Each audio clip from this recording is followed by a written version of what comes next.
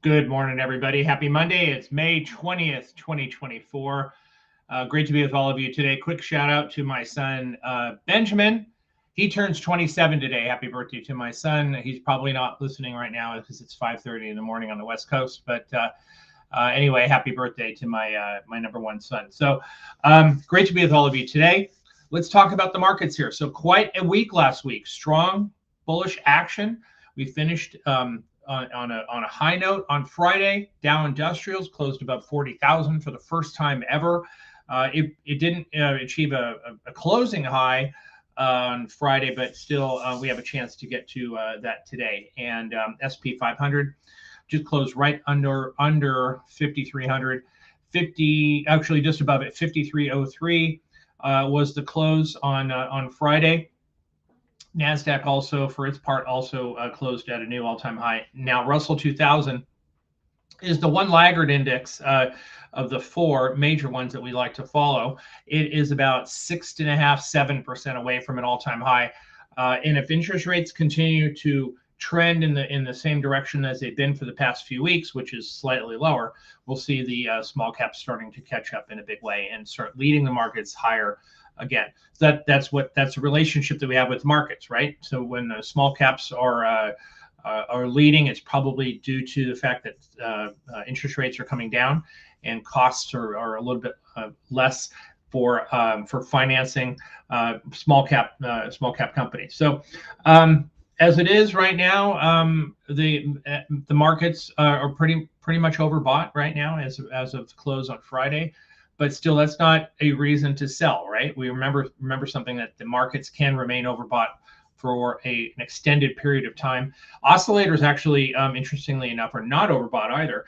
And we've seen some good breadth over the past 2.5, 3 weeks, so much breadth that the cumulative breadth indicator is at an all-time high and reached an all-time high about 2.5 weeks ago. And as my good friend Larry McMillan from Option Strategist likes to say, when the cumulative breadth indicator reaches an all-time high, it means that the indices are not far off from new all-time highs as well too. So that's kind of the progression of what we had. So back when that cumulative volume indicator did reach an all-time high, we started buying calls, especially on the SP 500 and the NASDAQ, and we got that new high last week. So big week, of course, with earnings coming out with Envida. They will be reporting their quarter at the end of the close, at the end of the day after the close on Wednesday.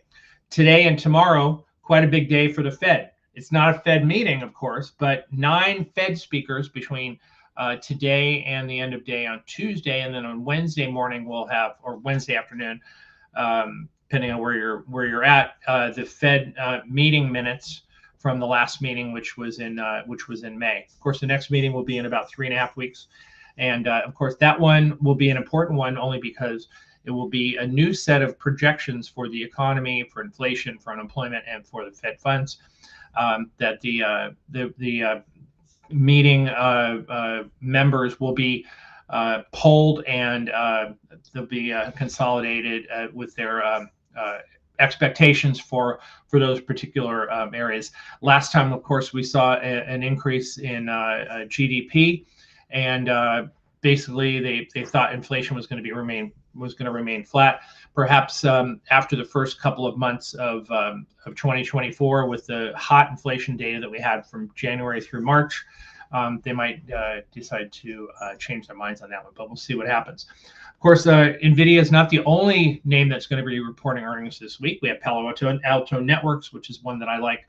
Let's take a look at a couple of these charts here from some stuff that I'm looking at here. Palo Alto Networks, PANW, reports tonight after the close. The stock has been in a nice uptrend and broke out on Wednesday, as you can see, on some good volume and above that 50-day moving average, and confirmed it Thursday and Friday. So is it overbought? Well, it's slightly overbought over here right now. But again, as we've noted, especially back in the early part of the year when the stock was reporting, it actually the latter part of 2023, the stock bolted higher and took off to the upside, reached an all-time high. They stumbled, of course, at the end of February, the last earnings report. The stock really got hammered, and it was a bit of a disappointment for the rest of the market as well too. But it's recovered nicely off of that, and we're up near the high levels from the after the stock bounced from that poor earnings reaction,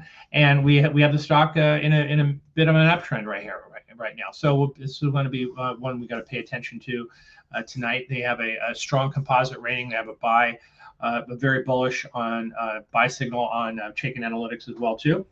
Later this week we'll have AutoZone, AZO, which is always a difficult one to buy options with because the stock is so expensive and the open interest is very, very small. But the stock is down sharply. It's down about 10% from the recent highs. It's kind of like a funky looking head and shoulders pattern, but it did land at the 50-day moving average last week, and maybe we might be able to get a bounce off of that area. Target is going to be reporting on Wednesday morning, the same day as Envida, but in the morning. It's come back quite a bit, and of course we had strong earnings last week from Walmart, and big competitor there, and Costco is actually, if you guys have been watching that one, that stock's been hitting all-time highs, record highs almost every day for the past couple of weeks.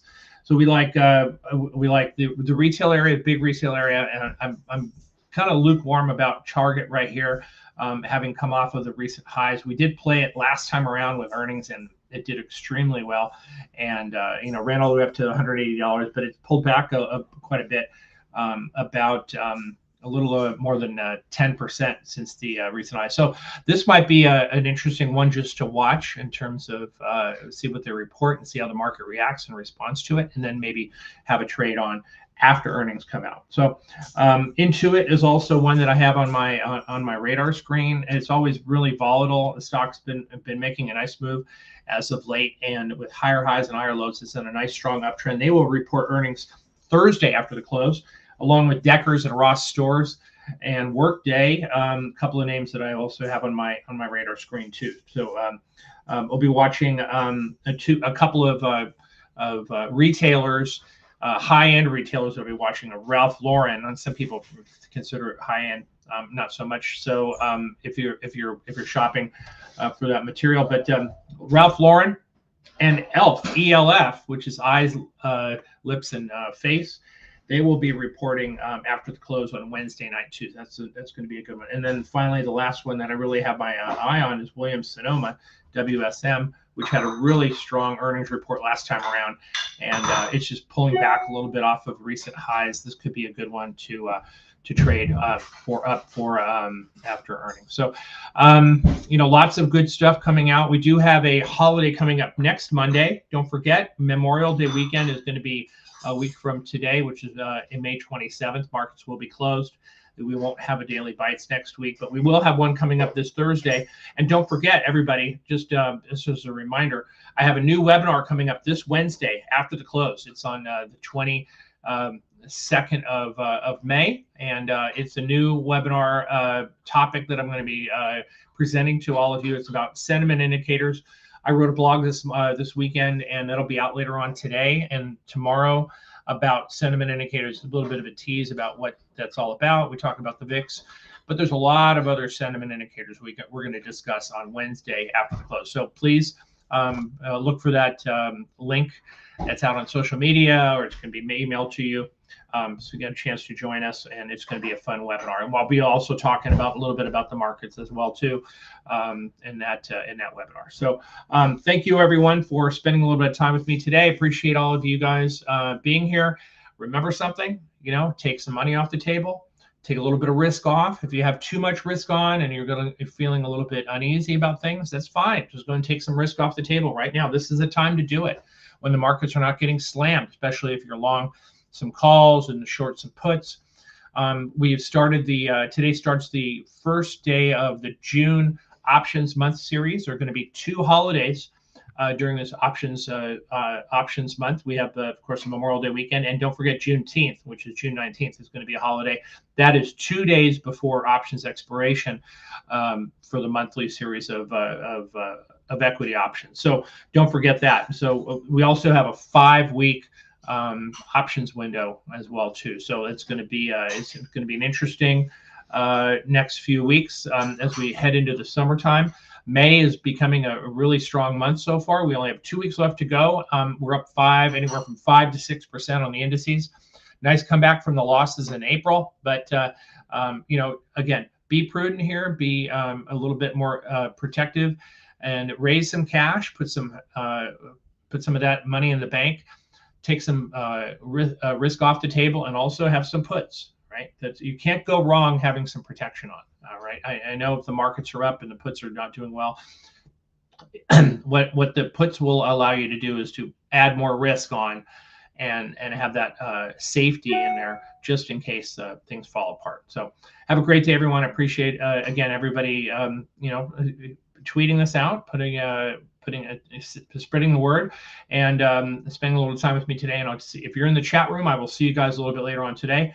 And have a great day and trade well. And I'll see you guys all on Thursday. Thanks.